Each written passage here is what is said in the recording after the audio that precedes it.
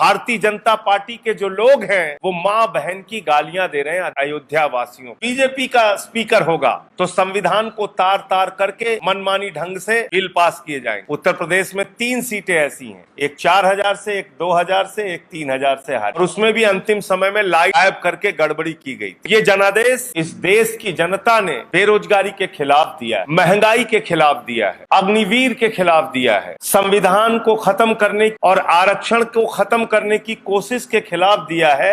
Bharatiya Janata party को इससे सबक लेना चाहिए कि अहंकार से हिंदुस्तान नहीं चलेगा। हम कोई पाकिस्तान नहीं है, हम कोई तालिबान नहीं है जहां आप मार काट करके, हिंसा करा के, आपस में भाई को भाई से लड़ा के चुनाव जीतते रहेंगे और देश को आगे ले जाएंगे। नहीं होगा ऐसा। भारतीय जनता पार्टी, मैं आपके कैमरे के सामने पूरी जिम्मेदारी से कहना चाहता हूं, किसी की सगी नहीं है।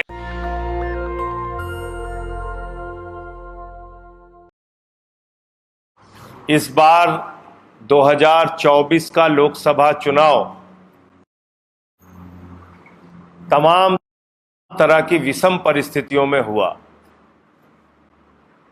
एक तरफ प्रधानमंत्री नरेंद्र मोदी जी, उनका पूरा का पूरा मीडिया तंत्र, उनके पास मौजूद संसाधन, इतनी बड़ी सेना, वो पूरे चुनाव में दावा करती रही 400 पार, 400 पार, 400 पार। और आपको याद होगा, मैं पूरे चुनाव में एक ही नारा देता रहा कि जनता कह रही है तड़ी पार, तड़ी पार, तड़ी पार।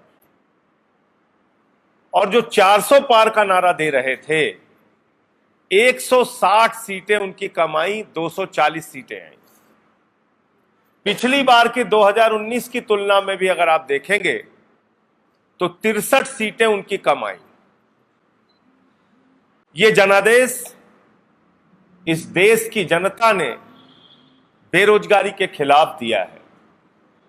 ये जनादेश महंगाई के खिलाफ दिया है। ये जनादेश अग्निवीर के खिलाफ दिया है। ये जनादेश संविधान को खत्म करने की कोशिश और आरक्षण को खत्म करने की कोशिश के खिलाफ दिया है। और साथ ही साथ ये जनादेश कहीं ना कहीं नफरत की जो राजनीति है भारतीय जनता पार्टी की, उस राजनीति के खिलाफ ये जनादेश आया है। भारतीय जनता पार्टी को इससे सबक लेना चाहिए कि अहंकार से हिंदुस्तान नहीं चलेगा, नफरत की बुनियाद पर हिंदुस्तान नहीं बनेगा, मोहब्बत की बुनियाद पर हिंदुस्तान आगे बढ़ेगा। हम कोई पाकिस्तान नहीं है, हम कोई तालिबान नहीं है जहां आप मार काट करके, हिंसा करा के, आपस में भाई को भाई से लड़ा के चुनाव जीतते रहेंगे और देश को आगे ले जाएंगे। नहीं होगा ऐसा। यहां अलग अलग जातियां हैं, अलग अलग धर्म है, अलग अलग भाषाएं हैं, और यही भारत की खूबसूरती है। हम विविधता में एकता वाले देश हैं। और ऐसे देश के अंदर 10 साल में आपने पूरा नफरत घोलने का काम किया। हिंदू को मुसलमान से लड़ाया, हिंदू को सिख से लड़ाया, हिंदू को ईसाई से लड़ाया, हिंदू को बौद्ध से लड़ाया, फिर हिंदू को हिंदू से लड़ाया, जाट को गैर जाट से लड़ाया, मराठा को गैर मराठा से लड़ाया, किसान को जवान से लड़ाया, पहलवान को जवान से लड़ाया। और भारतीय जनता पार्टी, मैं आपके कैमरे के सामने पूरी जिम्मेदारी से कहना चाहता हूं, किसी की सगी नहीं है। और यह इस बात से साबित होता है कि अब अयोध्या वासियों को मां बहन की गालियां दी जा रही हैं।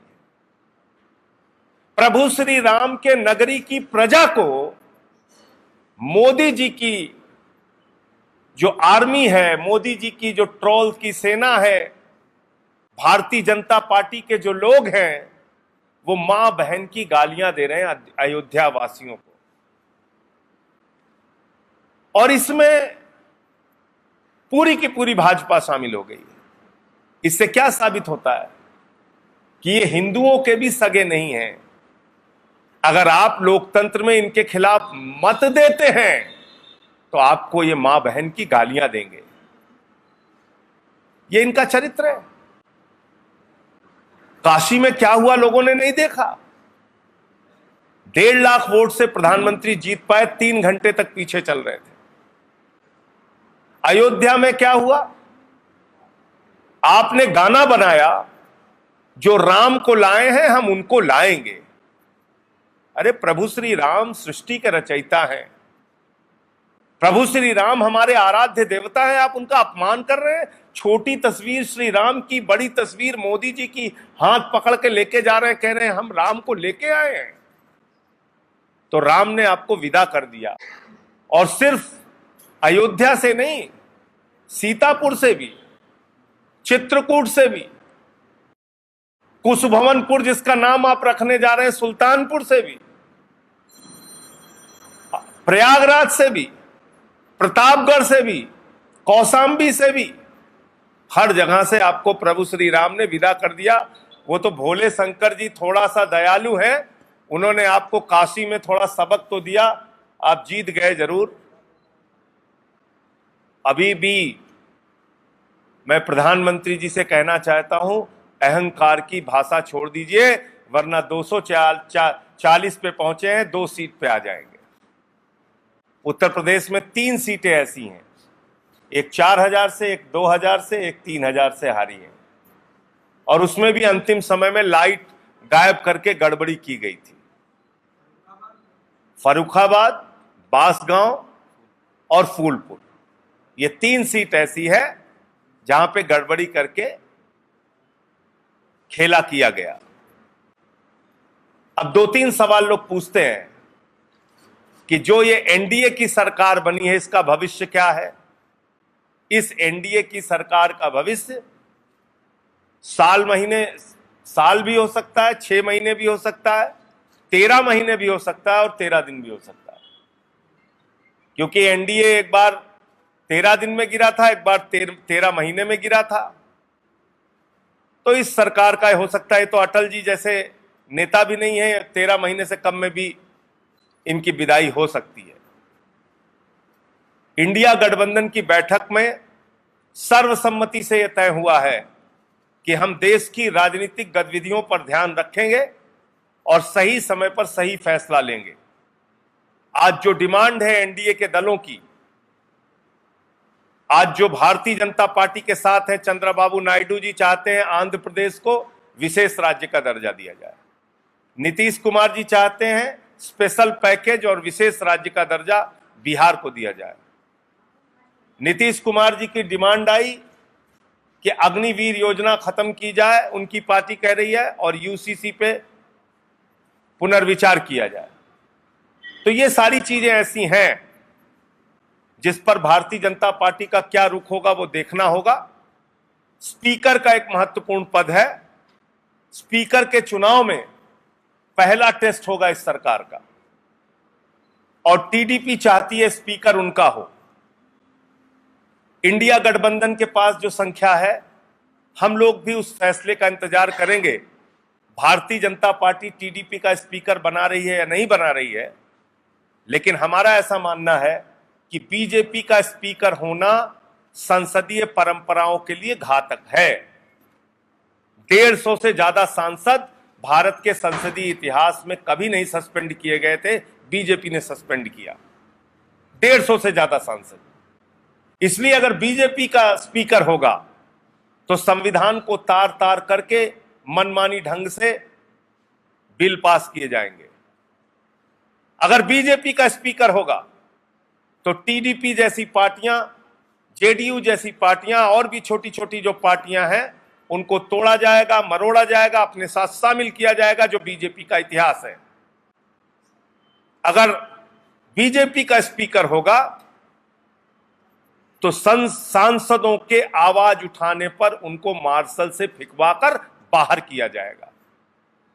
इसलिए अगर टीडीपी के स्पीकर को बीजेपी सपोर्ट नहीं करती है तो इंडिया गठबंधन के दलों को विचार करना चाहिए कि उस समय हम क्या फैसला लेंगे। लेकिन मुझे लगता है व्यक्तिगत रूप से, और हमारी पार्टी को लगता है, कि स्पीकर जो है वो बीजेपी का नहीं होना चाहिए। एक बात ये आपसे महत्वपूर्ण करनी थी। दूसरा, आम आदमी पार्टी उत्तर प्रदेश में चुनाव नहीं लड़ी, लेकिन हमारे कार्यकर्ताओं ने, मैं एक एक कार्यकर्ता को बधाई देना चाहता हूं, हमारे नेताओं को बधाई देना चाहता हूं। जहां भी इंडिया गठबंधन के कैंडिडेट थे, चाहे समाजवादी पार्टी के थे, कांग्रेस के थे, हमने बिना शर्त उनके लिए प्रचार किया, जाकर वोट मांगा और इंडिया गठबंधन को इतनी बड़ी सफलता मिली। इसके लिए अखिलेश यादव जी को, राहुल गांधी जी को मैं बधाई देना चाहता हूं। क्या व्यवहार हुआ उनके साथ, ये आप सबके सामने है। अखिलेश यादव जी 5 साल उत्तर प्रदेश के मुख्यमंत्री रहे। जब घर खाली किया तो गंगा जल से घर धुलते हैं भाजपा वाले। अपनी पत्नी के साथ कन्नौज के अंदर मंदिर में दर्शन करने चले गए। ये पाप हो गया, गुनाह हो गया बीजेपी की निगाह में। उन्होंने मंदिर को गंगा जल से धुला। पिछड़ों ने इस अपमान को बर्दाश्त नहीं किया। आपने ऐसा ही अपमान हमारे तत्कालीन राष्ट्रपति श्री रामनाथ कोविंद जी का किया था, जब मंदिर के शिलान्यास में आपने उत्तर प्रदेश की राज्यपाल और मुख्यमंत्री को बुलाया, भागवत जी को बुलाया, खुद प्रधानमंत्री रहे। तत्कालीन राष्ट्रपति रामनाथ कोविंद जी नहीं रहे, क्योंकि वो दलित समाज से आते हैं। मंदिर के उद्घाटन में देश के प्रधानमंत्री, उत्तर प्रदेश के मुख्यमंत्री, भागवत जी और राज्यपाल जी रही, लेकिन राष्ट्रपति श्रीमती द्रौपदी मुर्मू जी को नहीं बुलाया, क्योंकि वो आदिवासी समाज से आती है। पिछड़ों के, आदिवासियों के, दलितों के प्रति घृणा की जो भावना बीजेपी के अंदर बसी है, उसके कारण से लोगों ने यह जनादेश उत्तर प्रदेश में दिया है। बंद करो ये नफरत की राजनीति। और आपने तो छत्रियों को भी नहीं छोड़ा, मां बहन की गालियां दी, क्या क्या उनके माताओं बहनों के ऊपर, पुरखों के ऊपर कितने सवाल उठाए आपके लोगों ने, आपके केंद्रीय मंत्री ने। तो इसलिए ये परिणाम कई सबक सिखाता है बीजेपी को, और उस सबक को लेकर अगर बीजेपी आगे बढ़ेगी तो मेरे ख्याल से ठीक होगा। लेकिन प्रधानमंत्री जी का पहला भाषण ही विपक्ष को इस तरह से गालियां देने वाला था, जिससे कोई उम्मीद नजर आती नहीं है। और प्रधानमंत्री जी ने अपनी गलतियों का एहसास किया, ऐसा लगता नहीं। पूरा चुनाव मुसलमान, मटन, मछली, मुर्गा, मदरसा, मुगल, मुजरा, इन सारे सवालों पे वो लड़ते रहे और देश की जनता ने उनको नकार दिया है। जरा सी भी नैतिकता प्रधानमंत्री में हो तो उनको इस्तीफा देना चाहिए। वो देश का जनादेश खो चुके हैं। आम आदमी पार्टी उत्तर प्रदेश में अपने संगठन को और मजबूती देने के लिए 13 तारीख को नोएडा में 10 बजे से प्रदेश के पदाधिकारियों की बैठक करेगी। नेशनल दस्तक की आपसे गुजारिश है कि अगर इसको बचाना चाहते हैं तो नेशनल दस्तक को सब्सक्राइब करने के लिए रेड कलर के सब्सक्राइब बटन को दबाएं, फिर बेल आइकन की घंटी दबाएं। नेशनल दस्तक को बचाने के लिए बहुत जरूरी है कि हर खबर को शेयर करें, लाइक करें, कमेंट जरूर करें।